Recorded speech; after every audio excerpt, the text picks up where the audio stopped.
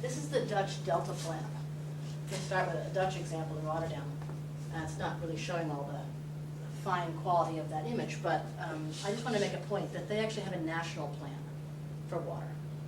They have a Delta Commission that's a national commission that has authority to tell everybody else what they're going to do about water. And then they have all the way down to the local water board.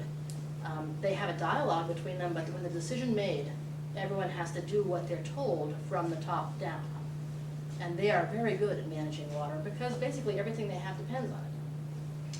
We don't have a part of the world, of our country, where everything people have depends on that. Maybe New Orleans is the best example right now, but it's not a national priority the same way that an entire country's water future is a national priority. This is an image from that plan that shows how they're looking at the future of discharge in these different rivers that they have, and that they don't control that. They can't reduce the amount of discharge that comes to them from other countries. So they have to think about how to make room for that discharge. And they're literally calling their plan Room for the River, and they're pulling back the dikes they had put along their rivers.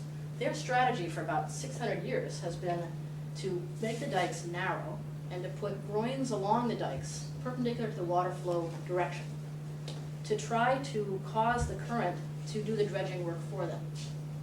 And that's worked for them. But now they're getting more water than those dike and groin systems have been designed to accommodate. So they're pulling back the dikes, looking for a riparian wetland situation along the sides. It's kind of funny because everything has consequences, right? They started getting floodplain forests, and that retained too much sediment, caused too much of the delta to form in those river areas. So now they're putting cows out there, but they had to find the right kind of cows that would raise a sandy riparian wetland. So they're going back to these 1600 era cows to bring them back as part of this landscape and keep the forests from coming in. This is the area around Rotterdam. This is the old core of Rotterdam. You can see the way the thing is developed. There was a port here, and now the port, which is the largest in Europe, has moved out to the deep water area because the boats keep getting bigger, so the port keeps moving farther out.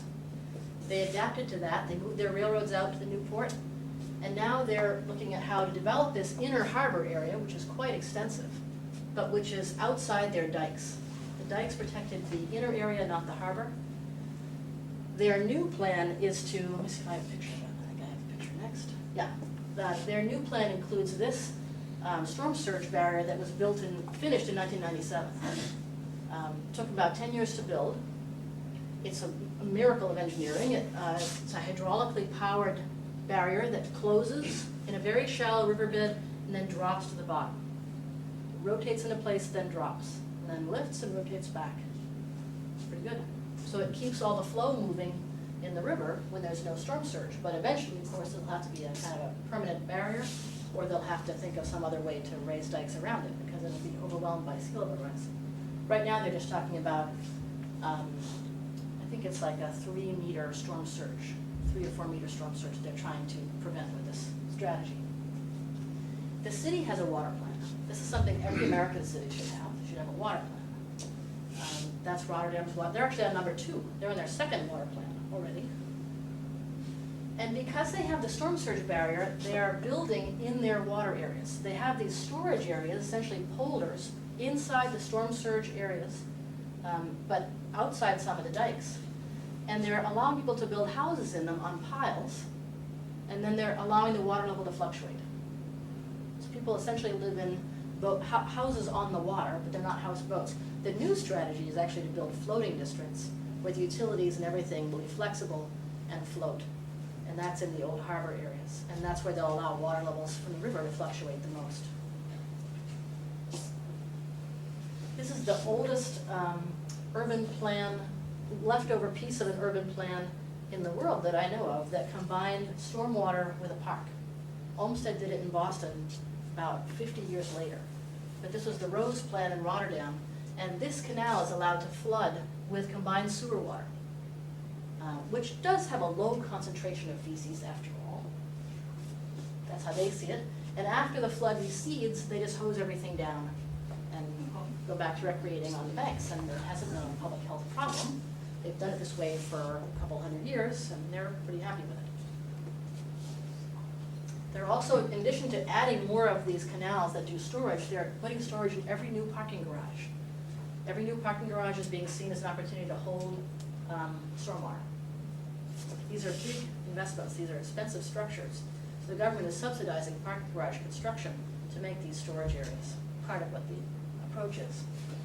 And this map doesn't show up super well on this projector either, but all I want to show you is that they've distributed these strategies throughout the city. This red zone is the area outside these dikes where they'll do floating districts.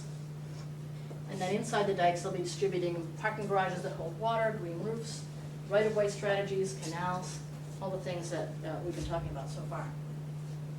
And one thing I should emphasize about the Dutch approach, they frame everything in terms of quality of life.